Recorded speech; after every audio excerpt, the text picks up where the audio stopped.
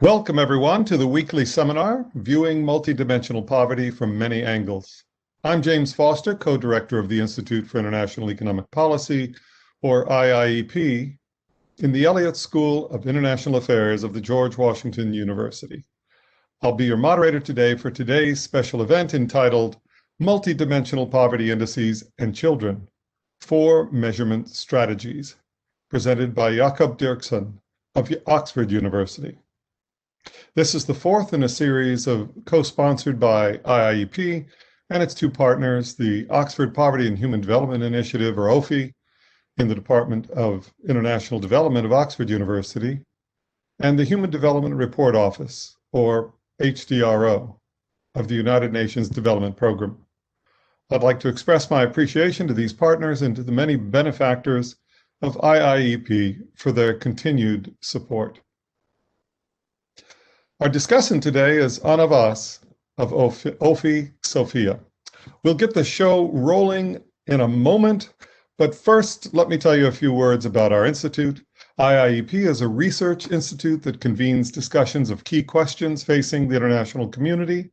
On Wednesday the 10th, our Envisioning India series will present Schooling in India's New Education Policy, an Impact of COVID on Learning Outcomes, featuring Karthik Muralidharan of UCLA and Rukmani Banerjee of Pratham Education Foundation. And on the 15th of February, our Facing Inequality series presents a conversation with Betsy Stevenson of Michigan on gender inequality entitled How the Pandemic Exposed the Incomplete Gender Revolution: Work, Family, and Public Policy. If you miss any of our events from the series, you can watch them asynchronously on our YouTube channel, IIEP GW. The present series is a bit different in that we're focusing exclusively on the problem of global poverty, as viewed through the lens of the MPI, a specific measure of poverty that captures and documents the problem in all its dimensions and allows for more effective policy solutions. The goal of the series is to bring scholars together from around the world to take a deep dive into the MPI technology, refining its interpretation and implementation. Last week, Alina Snea presented a paper that moved away from the acute poverty of the standard global MPI to a moderate version that raised cutoffs and identified a larger set of moderately poor people. Next week's paper continues the theme of alternate indices for advanced countries, with a paper entitled Multidimensional Deprivation Index, an experimental measure for European developed countries, presented by Cecilia Calderon of the HDRO. In today's paper, Jakob Dirksen considers instead a special population subgroup, and will consider several strategies for constructing MPIs for children.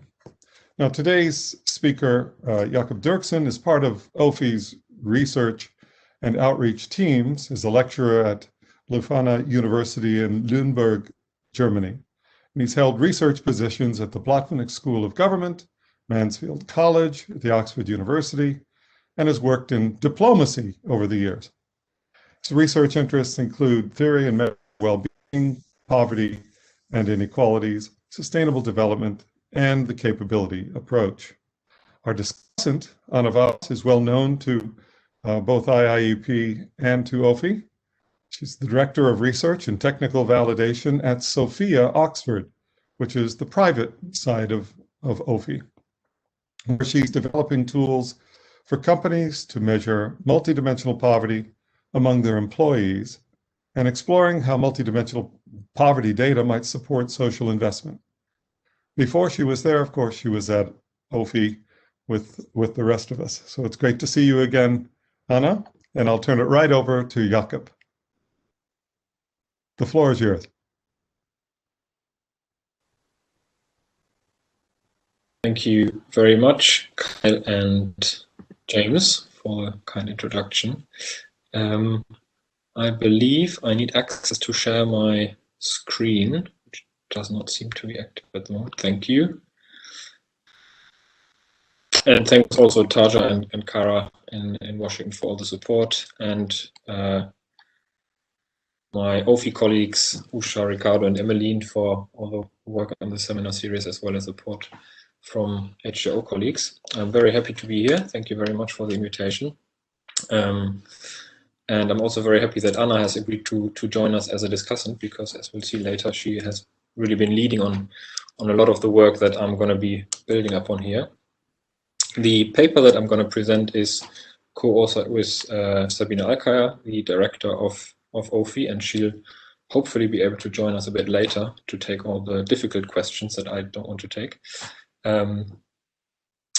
I should also say that the paper I'm going to present is based on work initially done for UNICEF in China to feed into the new poverty measurement approaches in China, and we are very grateful for UNICEF colleagues for feedback and also for the permission to be continuing this work and for being able to present it here. So what we're going to look at today is a bit more policy focused than some of the previous presentations we've heard as part of the series, and I hope all those primarily interested in the axiomatic bits of measurement, for example, won't be disappointed by that. The core aim really of this paper is to, as the title promises, outline a few strategies for synergetic child and or population multidimensional poverty measurement, and I'll explain in a bit what we mean by this, and then also to exemplify some of these strategies and consider some of the pros and cons that these different approaches have vis-a-vis one another. Ultimately, of course, the hope is that this kind of research and these strategies can be helpful to make MPIs even more relevant and useful policy tools that help us eradicate poverty, especially among children.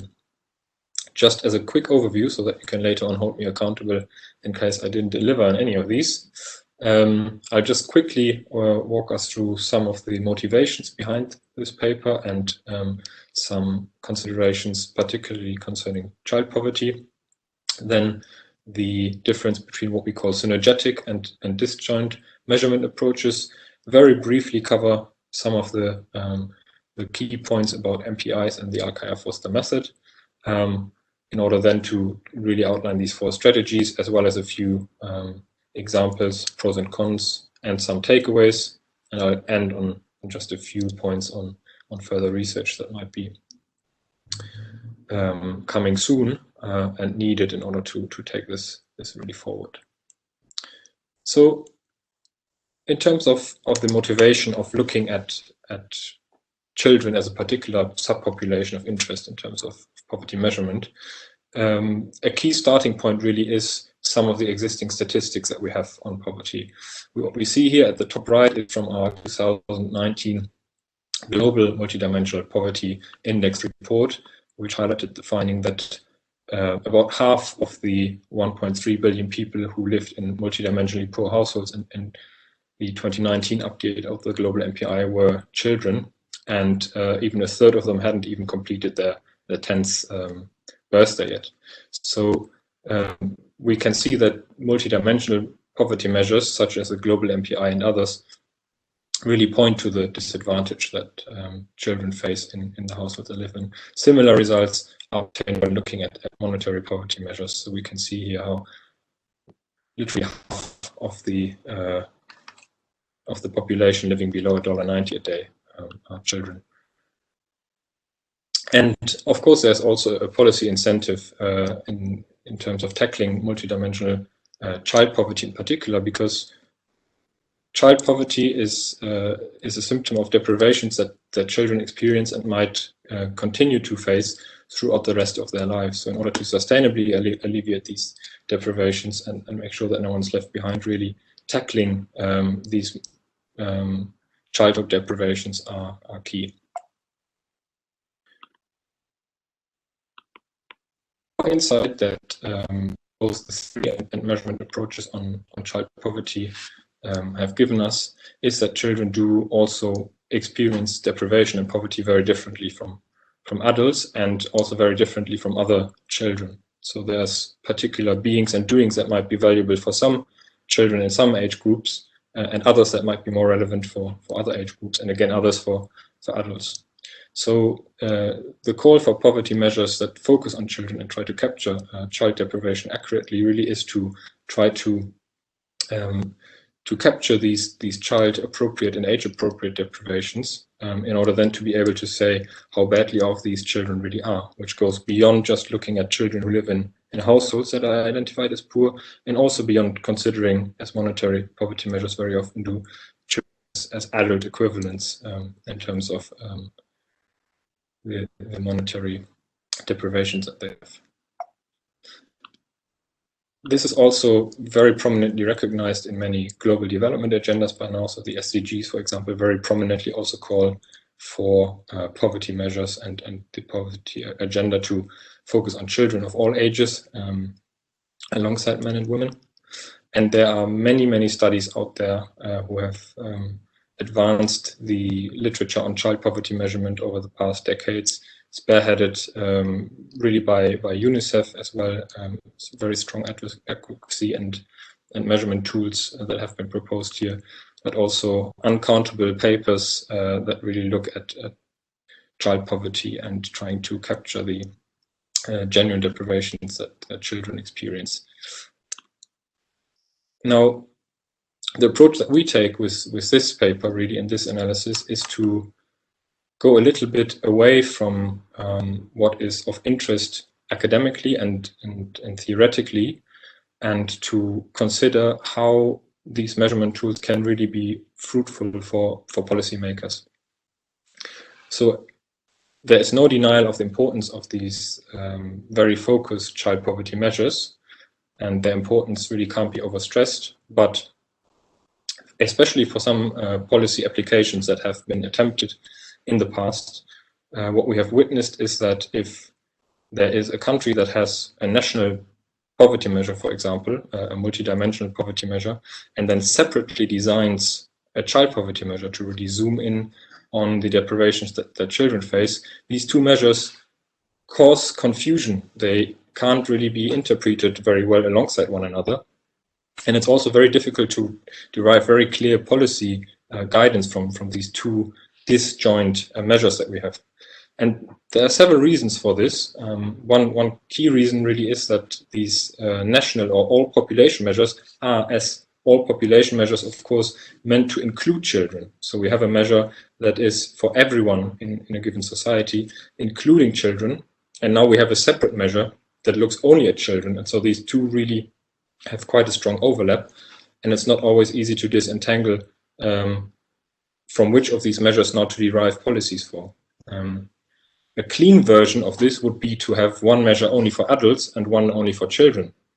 But if we take this logic and this approach, we might end up with a proliferation of measures for as many subgroups as we might deem their different priority groups for which we might want to have different poverty measures. We could imagine one for the elderly, one for the differently abled, even for different age cohorts within the child population. So this invites siloed rather than multi-sectoral solutions, and because different ministries, for example, might focus on different measures. And also we don't really have the possibility of ranking everyone within one measure and comparing everyone within one measure in order to really identify who are the poorest and how are they poor and how can we alleviate their deprivations.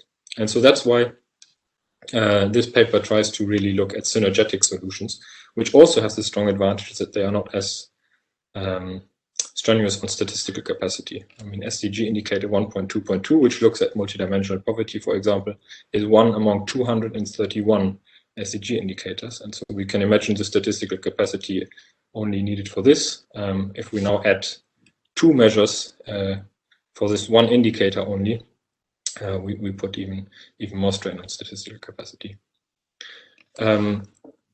So that's really where this study starts from, and we try to develop policy applicable and actionable measurement approaches that try to go beyond disjoint measures and a proliferation without ignoring the importance of doing all of this for academic purposes, but really trying to respond to the difficulties that some countries had after having developed two separate measures of making sense of them for policy purposes.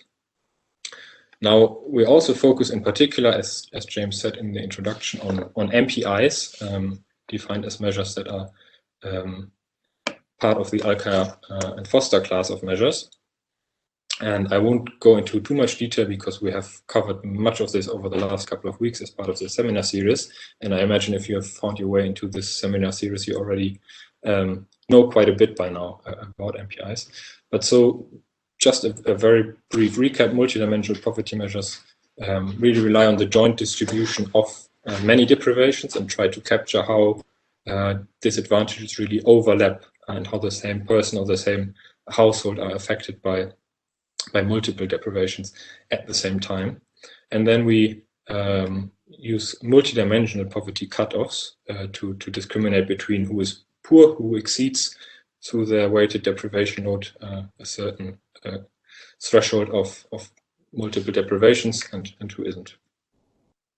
In the following, when I'm talking about MPIs, I mean this particular class of Alkire Foster measures, and in particular the M0, which is the product of H and A. H is defined as the percentage of people who are poor, or the well-known headcount ratio, here in multidimensional terms, and intensity, or A, is the average proportion of weighted deprivation that these poor people experience. Then, just because I'll get back to some of these properties later on, particularly for policy applications, it's just worth noting that because the MPI is additively separable, it can also be decomposed by population subgroups. So we can also express the MPI as the weighted sum of subpopulation poverty levels, and we'll make advantage of this, for example, in order to disaggregate MPIs by urban rural areas, by regions, or, and that's particularly relevant for child poverty measurement, of course, by age, for example. And another desirable property is the so-called dimensional breakdown axiom, or sometimes also referred to as factor decomposability in the literature, which allows us to also break down these multidimensional measures by the indicators that compose them, in order then to see which indicators, for example, drive and contribute differently strongly to overall poverty. Just a last note of prelims here. Many of you will also be familiar with this, but just to make clear that everyone's on the same page, there's going to be talk of both global MPIs and national MPIs. And the global MPI is a very particular measure, harmonized for over 100 countries by my OPHI colleagues Usha and Nikolai at the moment, and available every year for a set of countries in the global south, covered in its last run almost 6 billion people. And we'll see more about this in a bit. And then there are national MPIs, which are national context-specific measures tailored really to countries' contexts and priorities. And I'll be giving some examples for both of these measures in a bit. Right, now, the first of the 4 strategies that were promised as part of this paper. It's in a way very basic and very intuitive, but also still just something very important when thinking about all population measurement that is meant to be relevant and also be actionable in order to reduce child poverty. So the very simple idea of this is just make sure when designing MPI that is meant to be relevant for the entire population, including specifically children, that we do have indicators that are really relevant for the child population. Those could be indicators such as school attendance. Are children of school-going age actually attending school? Are they well nourished? And we can imagine other examples such as child labor, for example, child marriage, different kinds of indicators. And also make sure that household level indicators are relevant for children. So try to have indicators at the household level that really speak to deprivations that affect everyone in the household. For example, sanitation or water access, or the housing materials that affect everyone in the household. Just to give one example from the global MPI here, where is child-specific information included. We have 3 dimensions in the global MPI: health, education, and standard of living. And both within the health dimension, for nutrition, we have primarily information from children below the age of 5 on their nutritional status. And within the education dimension, we also have 2 indicators: school attendance for school-going children between 6 and 14, and years of schooling, which is an indicator relevant both for adults and for children between the ages of 10 and 17. And then we have other indicators that are relevant, arguably, for really everyone within the household. In national MPIs, this is just a quick overview of some of the indicators that we see here that are either child inclusive, so they include children's deprivation, or even child specific, so they focus exclusively on children. And here the countries have included them. Yeah, we can see labor, for example, vaccination or immunization, breastfeeding, antenatal care. All of these indicators have been used in existing MPIs.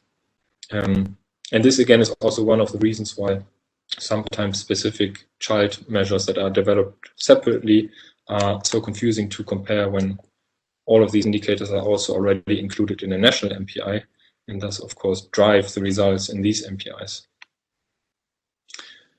To see some of the results that we get when we have child indicators included in MPIs, this is just an example now from Iraq, from the latest round of the 2020 global MPI.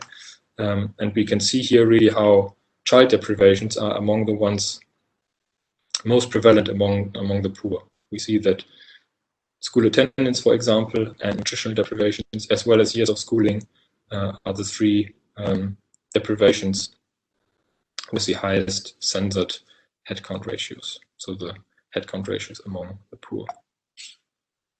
Similarly, we can see how different indicators drive poverty levels overall, here again across the subnational regions of Iraq.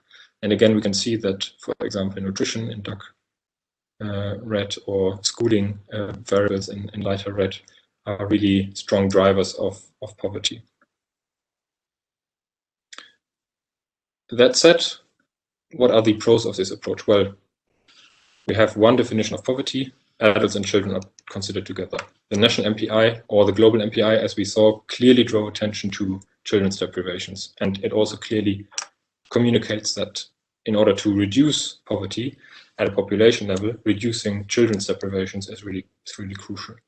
We can also further analyze these, and I'll go into that in a bit.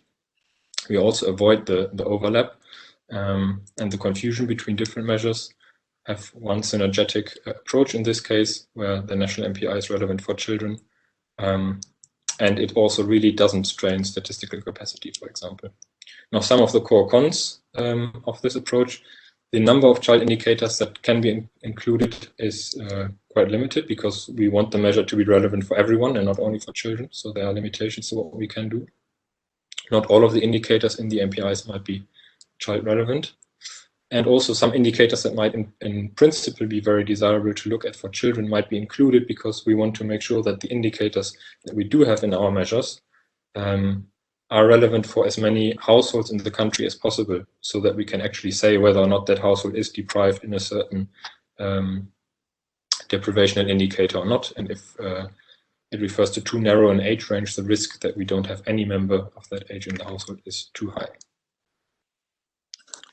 Now, the second strategy, and I referred to this earlier already, is to just take this property of additive separability and decompose the measure by age groups, which could, for example, be by adults versus children. And so when we do that, and this is just some empirical evidence from countries that have age disaggregated their national MPIs, almost exclusively for the countries where this yielded clear results, the age disaggregation suggests that those living in multidimensionally poor households are children more than adults. And so by disaggregating MPIs, we can very clearly point to the disproportionate disadvantage that children really face in the households that they live in. And this, of course, is again a very action inciting result. Now, what we have here again is the same kind of synergetic measurement approach. So we haven't changed anything about the measure, we simply disaggregated it. But we have very strongly profiled the fact also that those living in MPI poor households are disproportionately often children rather than adults. This also brings into policy dialogues then the importance of focusing on children and alleviating child deprivations. But there's also a few cons again, or still suggest related to this approach. One is that because we capture all of these deprivations only at the household level, it's very well possible for children to be identified as poor, although the household is not deprived in that sense in any of the child-specific indicators. So the deprivation load that is required to count as poor can easily be satisfied in many instances without a single child deprivation being activated in the measure, as it were. It also doesn't show us if a child individually is deprived, because we generalize all the information at the household level. We cannot really identify whether all of the children within a household are actually not going to school, or if it's maybe only one of them, because very frequently what we do is what Stefan Klaassen and Rahul Lahoti refer to as we are applying expansive or restrictive thresholds. So we generalize achievements or deprivations from one member of the household to everyone, which means that we have to assume spillover effects within the household or equal distributions of achievements and deprivations within the households of the effects. And also we have disaggregated now, and we can even disaggregate by more narrow age ranges than just children versus adults, but still we haven't considered some of these perhaps very relevant child-specific indicators, just because they might not be applicable to a large proportion of the households and thus excluded. Also, these results might be quite sensitive to demographic structures and household sizes, because households with more children might have mechanically a higher probability of having at least one child, for example, that is deprived in one of these indicators, which might then be generalized to everyone within the household. So this is again just one of the limitations of not going beyond household level measurement. The third approach, and this is an approach recently developed by Sabina together with Rizwan Ulhaq and our colleague Alim. And I believe Rizwan is also going to talk about this as part of the seminar series in a bit, so I won't go into too much detail here in order not to anticipate too much, so that the suspense will bring you back to the next seminar, where Rizwan is going to present this in more detail. But the idea here really is to solve some of the issues that we've just observed with household level measurement, and to make use of the individual level data that we have initially built on in order to construct household level poverty profiles to analyze the individual level inequalities that children might be experiencing within the household, for example, but also gendered or age-wise patterns of deprivations across households. So what we do is then we disaggregate the individual child indicators that we have by age, for example, or by gender. And some of the results that we can observe when we do this, with anticipating too much, I hope, of what Rizwan is going to talk about. This is a study I just referred to. He did together with Sabina and Alim. Is that we can look at, for example, here, school-age girls and boys who are not attending school but are poor. And what we add here to what we had previously analyzed is really that we can see the differences between girls and boys. For example, we see that in Afghanistan here, girls are with almost 20 percentage points more frequently not attending school than boys, whereas in Bangladesh we have boys more frequently out of school than girls. And so while we previously were only able to identify whether or not the household as such had a child that was not attending school, here we can also make visible the gender patterns, for example, in school attendance, and the same here for malnourishment, for example, to look at what is the gender of the children in these households who are malnourished, and are there any gendered inequalities that policies might want to focus on. Similarly, we can also make visible intra-household inequalities. So here we have, for example, the percentage of school-age children who reside in an MPI poor household, where at least one school-age child does attend school and another one does not. So the household level measure really hides all of this information about potential inequalities that we have within these households, because we generalize from one child to everyone in the household, and overlook that, for example, in Afghanistan, again, 34.3% of those children who do not attend school live with at least one sibling, for example, who does. And so we might be both over and underestimating children's deprivations based on which kind of generalization we perform from individual level data really to household level measurement. Right, so a quick look again at some of the pros and cons of this method. It is directly linked to the national MPI. It requires some further analysis, but if we take this aim of intra-household analysis, for example, into consideration from the start, and use this method as something that we want to do from the outset, the strain on statistical capacity, for example, is rather limited. It does show us intra-household inequalities. It can give us inequalities by gender, also by age. It also shows us whether all children in the household are deprived, as I said, and exemplified, or only some. And we can also identify the percentage of children who are deprived by their household MPI status. So if I go first by the deprivation status of children, I can also then see how many of the children deprived in nutrition, for example, are actually also captured as being poor at the household level, and can also look at the composition and intensity of MPI among that population. Now, some cons, of course, are that this is really something that requires an additional step of analysis, so that cannot be directly read from any household level measure, and we have to go back to the individual level data really to make this visible. So it's an additional analytical step, not available from a headline statistical measure as such. And also we really have to perform all of this individually for each of the child-specific indicators that we consider, and can do so mainly one by one. So for example, the school attendance indicator is one analysis, and then the nutritional deprivation indicator is a separate piece of analysis, whilst there overlap really. So the joint deprivations that children and adults in these households experience are really the household level deprivations that were included in the original measure.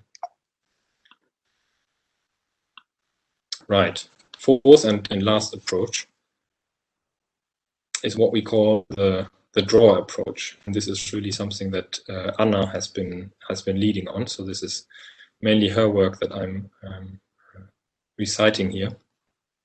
The drawer approach is, in a way, taking a step back from the previous three strategies that we have seen, which all relied on one household level measure, and then just making sure that we have children's deprivations captured by these, that we disaggregate the measure by age to show how many children are living in poor household vis-a-vis adults, for example, and to further analyze that measure.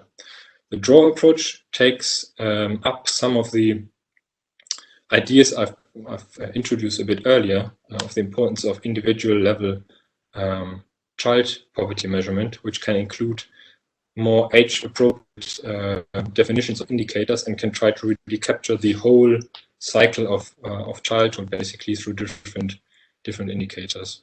And the way this is done is by adding one or more child dimensions to the age disaggregated MPI. And by doing this, by adding a separate or two separate child dimensions to the age disaggregated MPI, we can, through a few modifications to the measure, retain the complete poverty identification function we had for the household level measure, and then add these very valuable child-specific indicators that we might have been missing that couldn't be included in order not to overload the measure in a household level MPI, for example. Now, to just give you a quick idea of how this works, and those who attended the seminar last week will recognize this slide. This is what Ivan presented last week, who was one of the discussants for the presentation last week, who I think involuntarily anticipated what the draw approach is all about.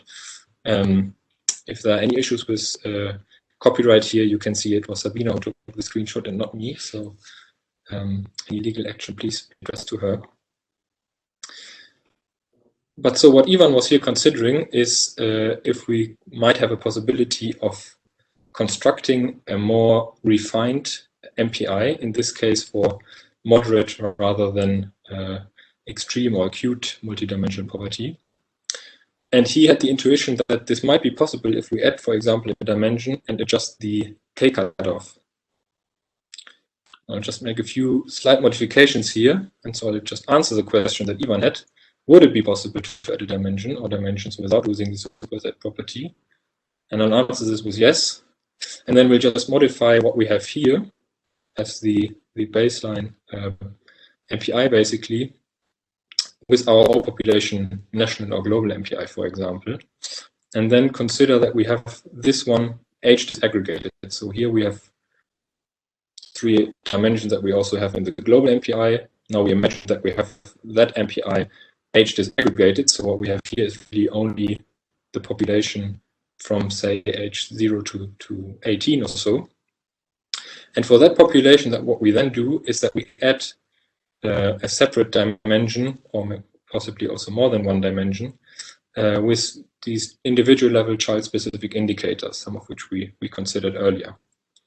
If we then change the multidimensional poverty cutoff, in this case from being equal to 1 dimension in the original case, health, education, and standard of living, to 1/4 with the additional childhood conditions dimension, what we have is that we still identify everyone who was previously identified as multidimensionally poor by the child disaggregated MPI as poor, but we consider additionally those children who exceed the MPI multidimensional poverty cutoff based on the individual level childhood conditions indicators, as I've defined them here.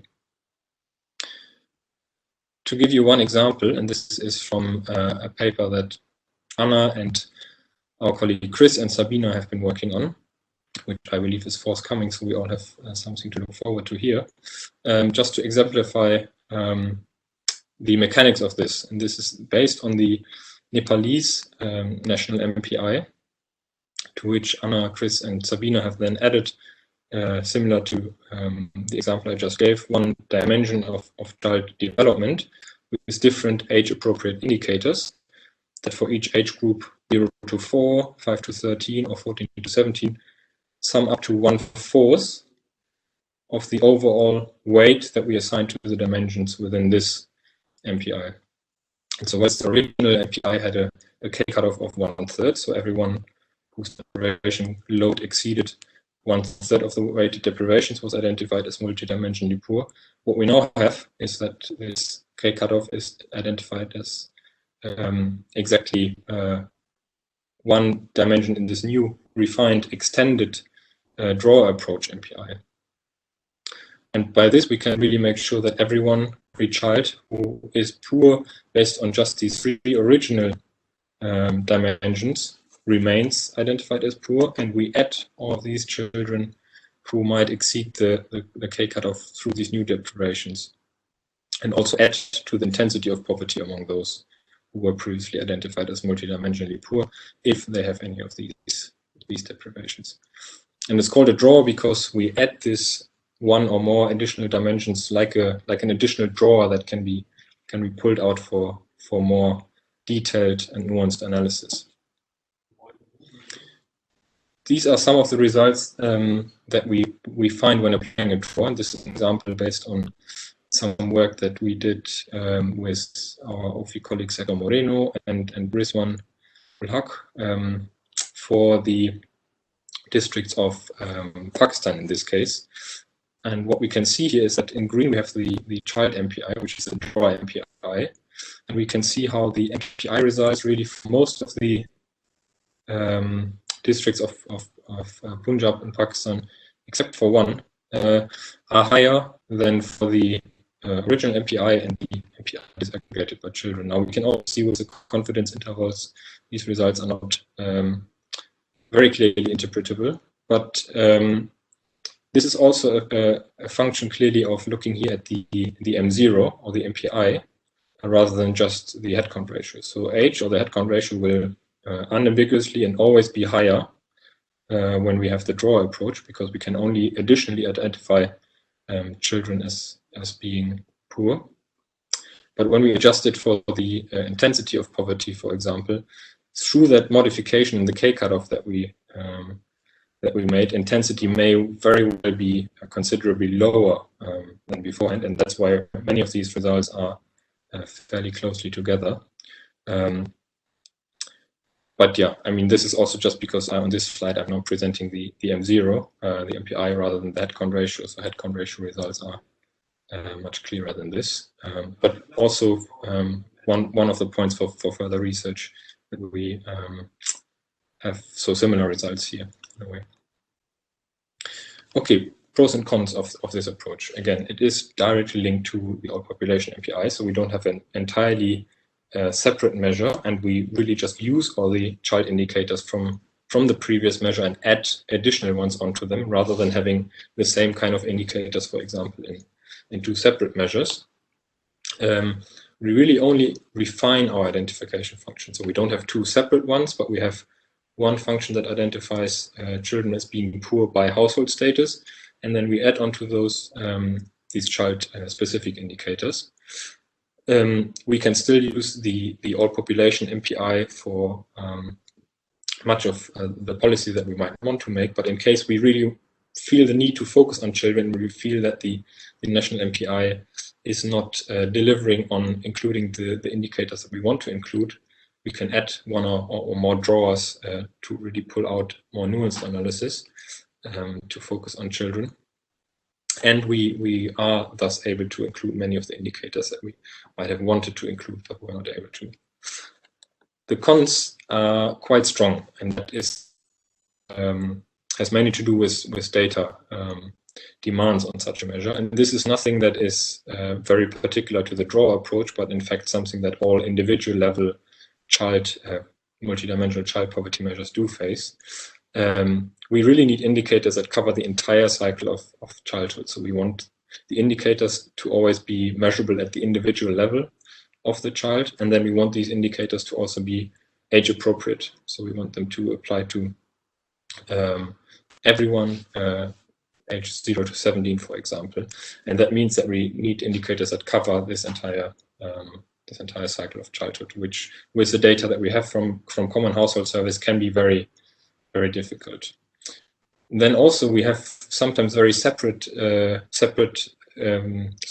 indicators for different age cohorts, because as the literature has pointed out, and as I mentioned earlier, different age cohorts will have different deprivations that are most important to them.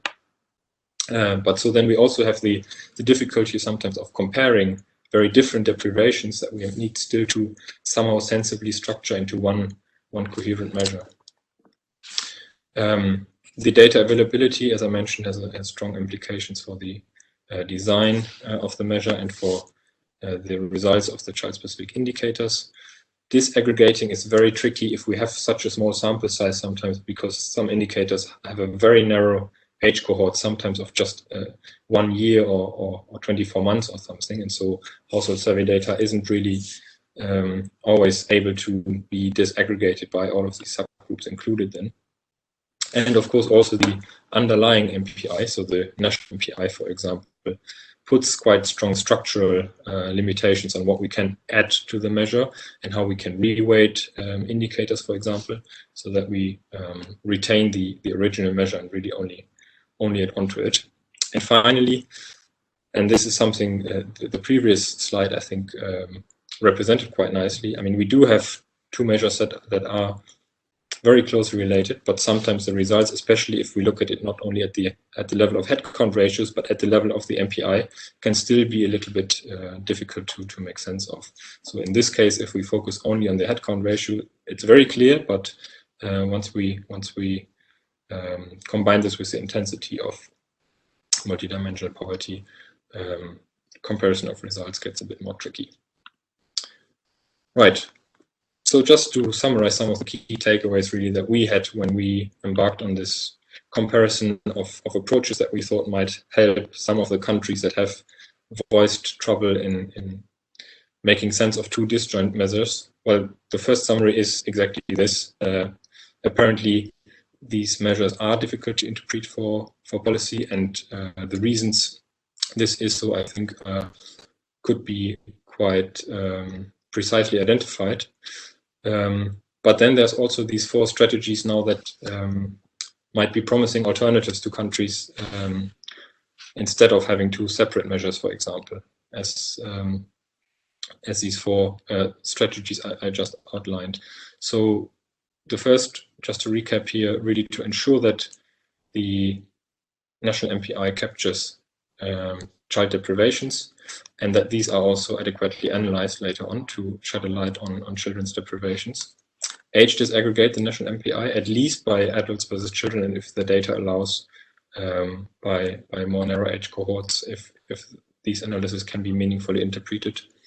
Do conduct these intra and inter-household inequality analysis that I mentioned on the individual level child indicators, for example, by children's gender or age. And then if there is the need to really focus more closely on individual level child poverty, the draw approach might be one of the most promising ways really to make sure that it's directly linked still to the all population household level MPI that we have, and does still offer insights that can be leveraged for policies and targeted really at individual children's deprivations. Right. Lastly, future research. So individual level child poverty measurement has been growing and is still growing, and this is a very exciting body of literature, of course. But really what we try to focus on in this paper, for example, hasn't received as much attention, and some of these strategies would certainly benefit from some further empirical and also methodological research, including advancing the analysis of intra and inter-household inequalities by gender and age. The global MPI will take up some of these analyses in the future, so that's going to be very exciting, but there's certainly also scope for existing national MPIs to add this to the analysis that they already have, and MPIs going forward to add really to identify the key value added in each case of also figuring out intra-household inequalities in the distribution of achievements and deprivations, and potential age-wise or gendered inequalities. And also advancing the empirical literature really of the draw approach and linking child MPIs. So the 2 studies that I tangentially presented in this presentation are really the 2 only existing applications of this approach that I'm aware of. And so there's really a lot to be done on looking at the value added of this approach in other contexts. And then this is a more theoretical and normative question that has to do not only with what was presented here for policy applications and for policy purposes, but more in general for individual level child poverty measurement. So I mentioned this earlier on one of the pros and cons slides really. The strong assumption that we have sometimes in individual level child poverty measurement here is that we have equivalence and direct comparability of the age-specific indicators that we capture. And to me, at least, it seems that there is something of a contradiction between a consensus that has emerged in multidimensional poverty measurement, for example, that we, for any cross-population comparison that we make, have to use harmonized measures. For example, at the international level, we use harmonized global and regional MPIs, but do not directly compare different national MPIs, even if they have the same weighting structures, for example, which quite a few of them have. On the other hand, then, for child poverty measures, we seem to be quite happy to do exactly what we're not really happy to do at the individual level. Because by taking very different indicators for different age cohorts, we say that these different indicators are exactly as important for very different populations as others are, and really assume that we can, although we have very different indicators sometimes, make direct interpersonal comparisons. And yeah, I think there's some work that remains to be done here, either on refining and restricting a little bit what child MPIs do, or if the child poverty literature has it right, then perhaps there are some possibilities of actually doing much more non-harmonized cross-country comparisons that are currently done in international settings, for example. Right, I'll end on this, and if you want more information on the global MPI, please do visit our website, more on national MPIs. There's a great website of the Multidimensional Poverty Peer Network. Thank you very much for your attention, and I look forward to the Q&A. Thank you, Jakob. That was great. Yeah, quite a good compendium of sort of the pros and cons of different approaches to aggregating, disaggregating, specializing, generalizing MPIs across different subgroups, clearly focused on one of the most central subgroups of child poverty, children, but also equally applicable to any other way that policymakers find particularly important for picking out subgroups or different groups of folks. So before we move on to the discussant, I want to tell everyone in the audience to please get your questions together. You can also ask questions directly to our speaker and discussant through the Q&A operation in WebEx. Formulate them, put them in there now. Meanwhile, Anna, would you like to go ahead with your comments? Good morning, everybody. Let me just bring my slides up. Thank you so much for having me. It is very interesting on being commenting on this because it's a area where I've been working a bit, and actually where my views kind of overlap with Jakob, but I'm trying to do my best to sparkle some discussion. So I find the paper a very pragmatic and policy-oriented overview of 4 approaches to multidimensional poverty measurement of children poverty measurement. For that reason, I think it's very likely to become a very useful guide for governments and government officials who are more interested in learning about the situation of children. So Jakob did a great job, just like to frame the approaches that were discussed. So within the Alkire Foster methodology, also known as the MPI methodology, Jakob distinguished 2 types of approaches to child poverty measurement: the synergetic approaches and the disjointed approaches. The synergetic approaches are approaches that build upon national MPIs and can be analyzed jointly, the national MPI with the child poverty measure. The disjoint approaches consist mostly on separate measures. For example, a separate child MPI, but also the example of UNICEF's multiple overlapping deprivation analysis, where the measurement of child poverty is completely separated from the national measure. Mostly for policy reasons and some pragmatism, the paper focuses in the synergetic approaches. This is where they want to contribute to the literature, and compares 4 approaches. I would say the first 3 are kind of a package. So they are computational steps on top of a national MPI. The last one is a little bit different. The first one is the inclusion of child indicators, a national MPI's standard practice to one extent or the other.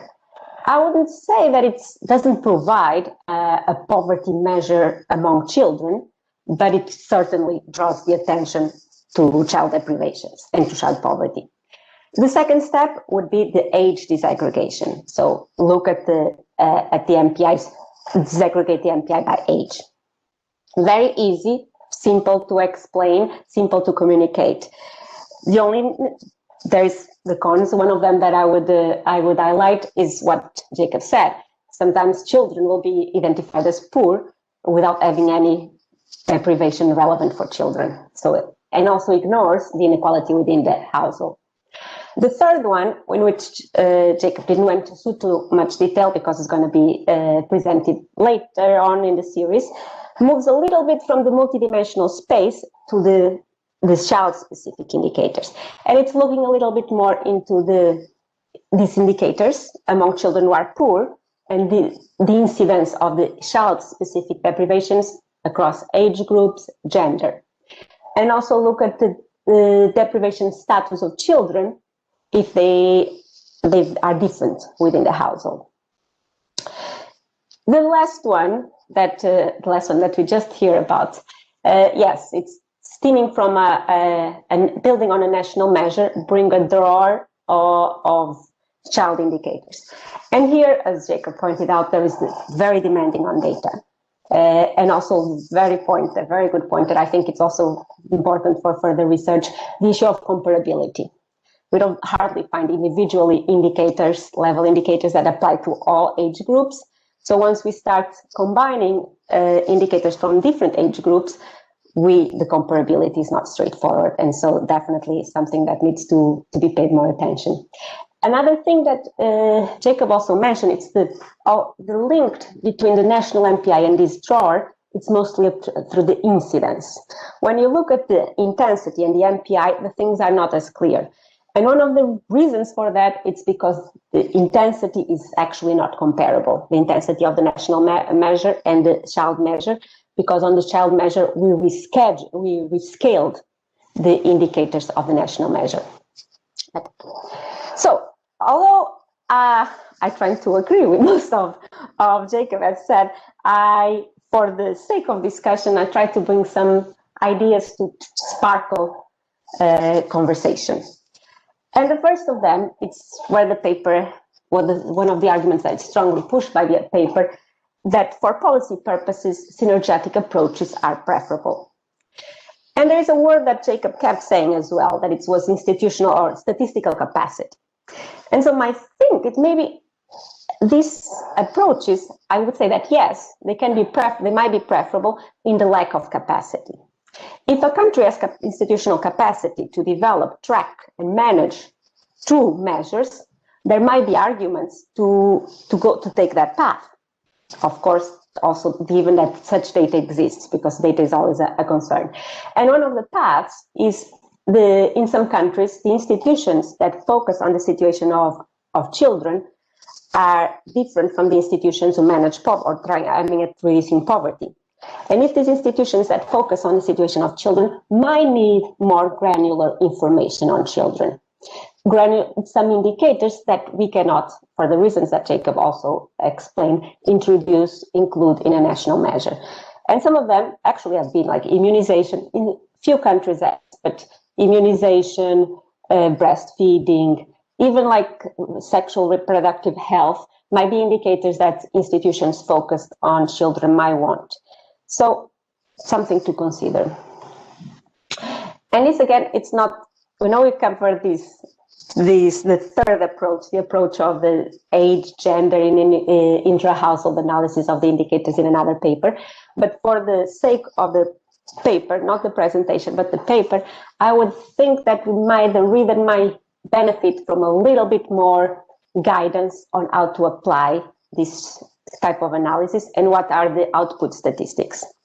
And just looking to the examples, I thought about like how we could frame that, because in the examples there is a guide, but in the sections that explain, they are not systematized. And for instance, to analyze gender and age-wise inequalities, for each individual indicator that apply to children, say school attendance, nutrition, years of schooling, the global MPI, you would look at the percentage of poor and deprived in each indicator by age groups and gender. For instance, school attendance, you would see 5 to 10 boys and girls in school attendance and 10 to 17 boys and girls, and you would break that in 4 different incidences. For the intra-household inequalities, which I think it's also very interesting, what you look for each of these child-specific indicators would be the percentage of children who live in an MPI poor household where there is at least one child that is deprived in that indicator and the other there isn't, that it's not deprived, to see the inequality within the household. Depending on the number of indicators that apply to children, this can take us to the risk of overloading government officials with output statistics. And also it's a bit demanding, I don't know, I'm asking, I think, a little bit demanding in terms of interpretation and computation. So the more indicators, more findings, how to articulate this with the standard results might become an issue. The last one, and this one now I'm gonna really discuss my own work, it's the assumption on the linked MPI. Let me just make sure that my doesn't go bad my battery. In the linked MPI, by definition, we link the incidence, as I said before, we assume that children that live in poor households are poor. By definition of this measure, this is what we assume. And however, and that was what drove the thought we wanted to link the two measures. And the idea is that the national measure would kind of capture the context of the child. However, although the context of living in a poor household might be, probably is, a big burden, I think there might be interest to see what children are able to overcome that burden. And although Jakob didn't present here, in the analysis of specific indicators, there is an expression that is the pioneer children. There are children who have more years of education than their parents. They are when the household is not deprived because the children actually have more education than their parents. And I think a similar thing might occur as poverty. You are born in a household that is poor, but you might actually overcome that circumstances. And so that could be an argument again for a synergetic, a disjoint measure, a separate child MPI, that then when you tabulate it, as long as you use the same data set to compute the two measures, you could tabulate and get a value for the poor and non-poor. Maybe could be of interest. So this 5 cents to sparkle the discussion. Well, I think we're suitably sparkled up, so I'll allow Jakob to lead the way with a response to some of your comments, and then we'll just have a regular general discussion. Proceed, and please put questions in Q&A if you have any at this moment. Go ahead, Jakob. Yeah, thank you so much, Anna, for that summary that probably summarized the paper much shorter and more concise and targeted than I did deliver it. So thank you for that.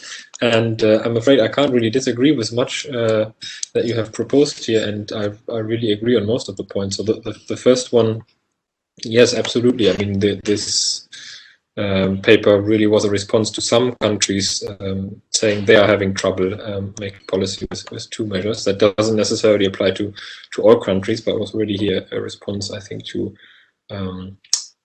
questions that some policymakers have raised. And I also absolutely agree with the point that there might still be a value added in having child-focused measures, for example, for a family for children, or family, for example, that might be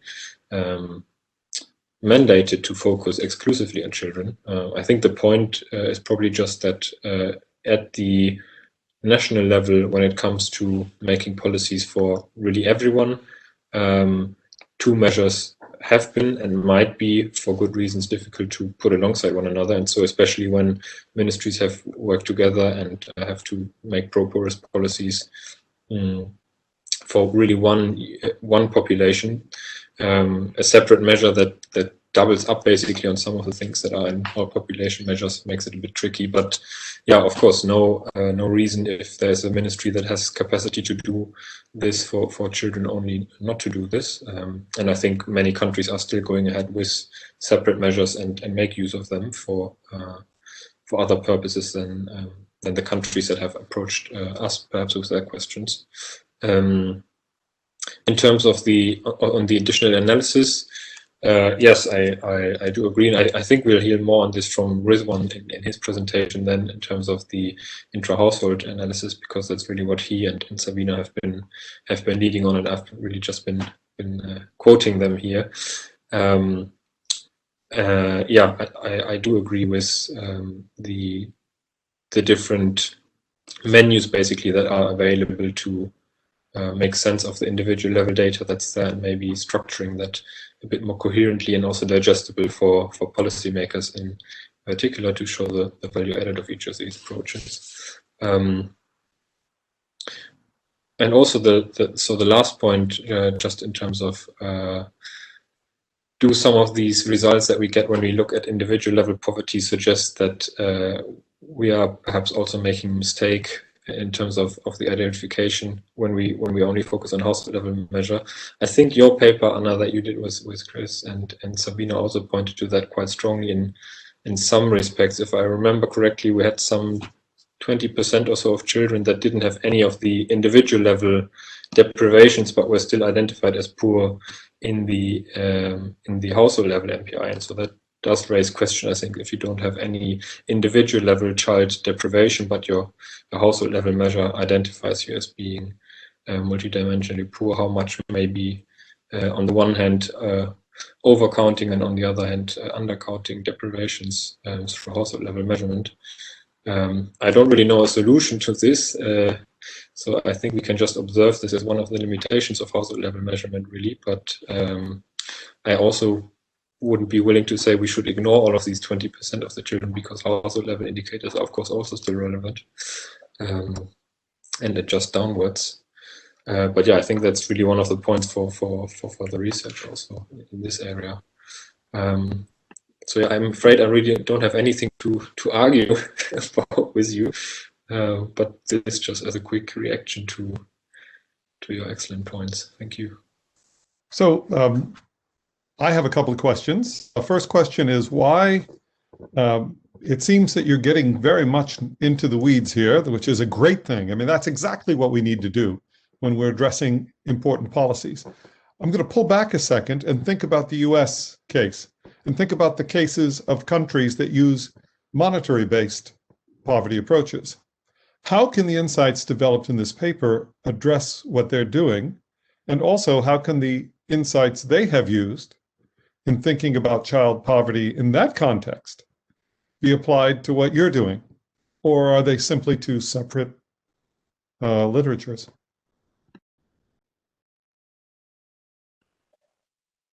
But I think it's still one literature on, I guess, trying to measure and then provide policy pathways for poverty reduction in, of course, well, a more reduced and in some ways more limited form if you only focus on monetary deprivations. I think the key similarity here is that both the multidimensional and the monetary approaches do have this default of household level measurement, which can or cannot be refined to focus on individuals. We can adjust or we cannot adjust monetary measures by adult equivalence, for example, because otherwise we might be overestimating extreme poverty, certainly in some households that do have many children, but might not actually meet the same amount of money to meet nutritional needs in those kind of households. So in that sense, I think there's certainly an analogy to thinking about ways of adjusting household level measures in order to make measurement more accurate. In general terms, I guess, and I mean, we had that event here with the US Census Bureau. Of course, there are also ways of measuring multidimensional poverty in the US, and I think that literature is growing and it's very exciting. And I wouldn't see any reason why the same insights that might be valid for other countries in terms of making sure that a household level multidimensional poverty index for the United States is adequately capturing children's deprivations, but also that I'm not sure what the ministry that is mandated to take care of child poverty in the US is called, but that they might still have reason to also have a separate measure, because statistical capacity in the US and other countries would probably allow for that. So, and in that sense, I would hope that all of this is very relevant. There has to be statistical and political will and leadership, I guess, in order to implement all of this, which is, yeah, a different problem, I think. But yeah, from an academic policy perspective, I think I wouldn't see any trouble in bringing those together. Anna, do you want to fill in on that, or should I go to my next question? No, I completely agree with Jakob. I think here the same issues that we've been talking about, monetary poverty and multidimensional poverty, generally would apply, and even more to children, because there is additional reasons why we should be looking at the deprivations of children and not just to the amount of money that their household might have for them. So I completely agree with Jakob, but I think it's the end, the big roadblock is political will. So no, nothing to add. So now let's go back to our days back in graduate school and to what all the departments of economics are teaching across the world in terms of what is meant by well-being, how do we evaluate improvements in society. Gosh, did you take into account any of the conceptual approaches that are used by economics into account in the way that you've tried to disaggregate, if you will, and to create new submeasures? And also, once again, the question, could what you're doing feed back into general measures of well-being or general ideas of well-being as attempted to be captured by economists even to this day? Big, broad question, but you may proceed. Well, I mean, in terms of the theoretical antecedents of all of the MPIs, I guess the core aim would still be to have a measure that corresponds to either a basic needs framework or a capabilities approach framework. So we want to capture really the deprivation of valuable functioning, so of what people can be or do in their lives. And that is, when I started with introduction on child poverty, of course, one of the key reasons why many academics and advocacy groups such as UNICEF have been pressing so strongly for individual level child poverty measurement, because these needs or beings or doings that the children might value or that might be valuable for children of different ages can be so different. For in that respect, I think it's a very logical extension of these approaches to focus on child deprivations specifically, and perhaps also in separate measures or in linked measures, just to make sure that we're really not leaving those out in our considerations. I'm not sure if that's mainstream economics enough by now, but I think those would be the clearest frameworks to refer to here. Yeah. It's certainly mainstream development economics, and I'm a theorist. I'll be teaching micro theory probably in the graduate program next year. If I do, I'm sure that I will spend a bit of time explaining the alternatives to students to variant and other standard approaches. Anna, do you want to add anything on that, or should I go to my next question? Okay, so my next question is just very simple. I have attended many things, events, conversations across the street at the World Bank, in which, in particular, the gender group has been so concerned, and should rightly so be so concerned, on disaggregating poverty measures by gender. Of course, many of the same principles apply there. Have you been informed by their work, or have you informed their work with your scenario or 4 approaches to thinking about poverty?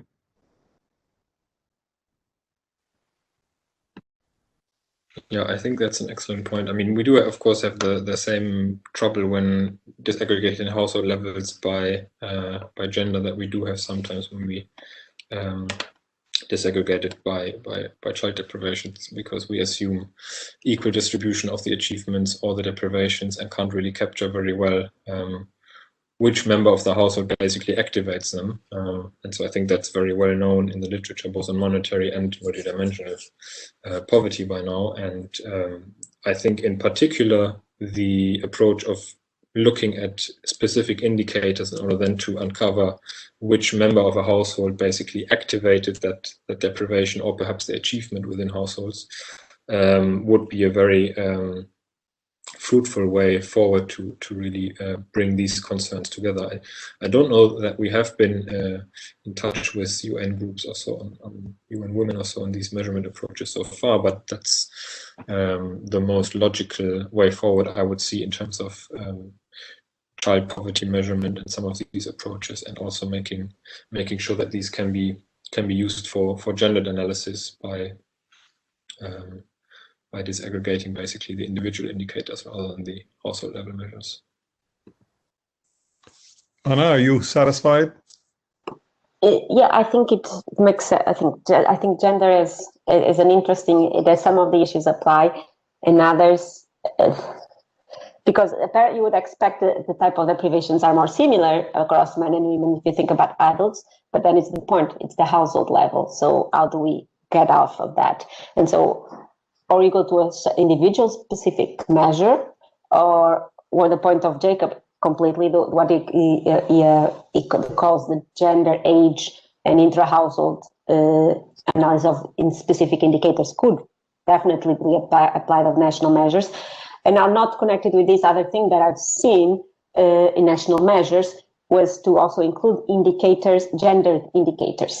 So when you think about, so it's not children, but it could be actually also seen for children. So when you think about years of education, so at least one man has 5 years of education and at least one woman has 5 years of education, where you remain the household level measure, but you try to bring in a little bit of gender, which could also be done a child. It is interesting that many of the discussion points that you've made today harken back to the paper that I've wrote with Kaushik Basu about externalities within the household. In that case, it was literacy externalities. But the real issue here at the end of the day seems to me to be, to what extent does something measured and attributed to me have impact on other members of the household, and vice versa? How many can't be separated from the household as a whole? How many are commonly held? How many are specifically held to individuals? And that distinction is what is creating the interesting questions that you're addressing right now, is the distinction between externalities, spillovers, joint held variables, and individual variables, and how do you deal with all of them? In that original paper, we created a proxy variable that said if I'm living with someone who's literate and I'm not, then I get some share of literacy skills in a kind of external capability accruing to me. It appears to me that there's grounds for thinking of all of this in that way. It becomes kind of a theoretical way of conceptualizing everything, but then you can refer back to it in particular cases as needed. So it just struck me that that was something that hadn't been brought out as clearly as it could be, but you tell me, maybe I'm wrong. I mean, just as a quick reaction, in principle, I think that might be one of the ways of extending really these individual level analyses, and to look at, for example, the share of people who might be deprived in a household, and how both achievements and deprivations within a household might have positive or negative externalities. I mean, I guess I would always be a bit concerned about